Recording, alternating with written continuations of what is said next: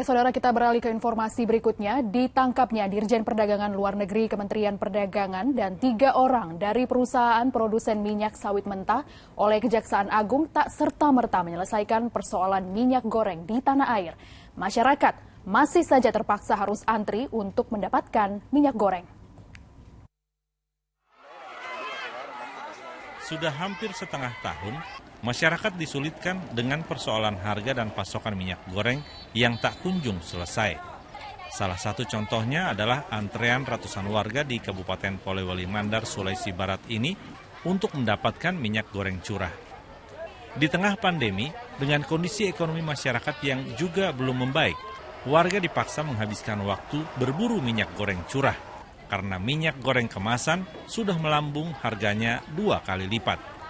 Sedang untuk mendapatkan minyak goreng curah yang harganya lebih murah karena disubsidi, tidak mudah.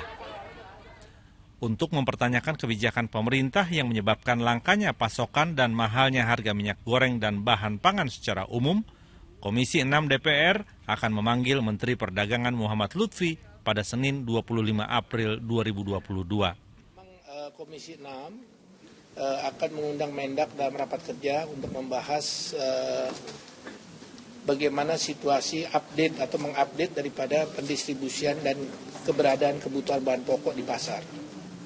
Di samping membahas tentu hal-hal yang lainnya. Kita nggak bicara ke situ.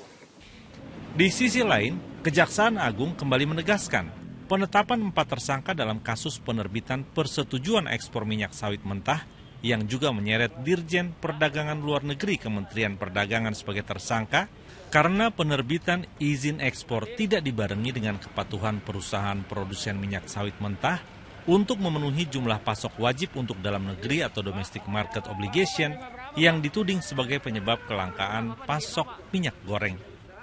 Ketika izin ekspor yang diloloskan tersebut pada kenyataannya DMO ini tidak terpenuhi, maka dapat dipastikan bahwa semua syarat yang diajukan memang ada tindakan manipulasi. Sehingga memang kenapa ISW ditetapkan? Bukan pembiaran. Tetapi ketika diizinkan ekspor, ISW dapat kita pastikan tidak melakukan pengecekan atau dari alat bukti lain memang sudah mengetahui bahwa kewajiban ini tidak terpenuhi. Selain Dirjen Perdagangan Luar Negeri Kementerian Perdagangan Indrasari Wisnuwardana, Kejaksaan Agung juga menetapkan Stanley Ma, Senior Manager Corporate Affairs Permata Hijau, Parulian Tumanggor, Komisaris PT Wilmar Nabati Indonesia, dan Togar Sitanggang, General Manager PT Musimas. Edi Junedi, Cira Caniago, dan Abdul Haris melaporkan dari Polewali Mandar, Sulawesi Barat dan Jakarta.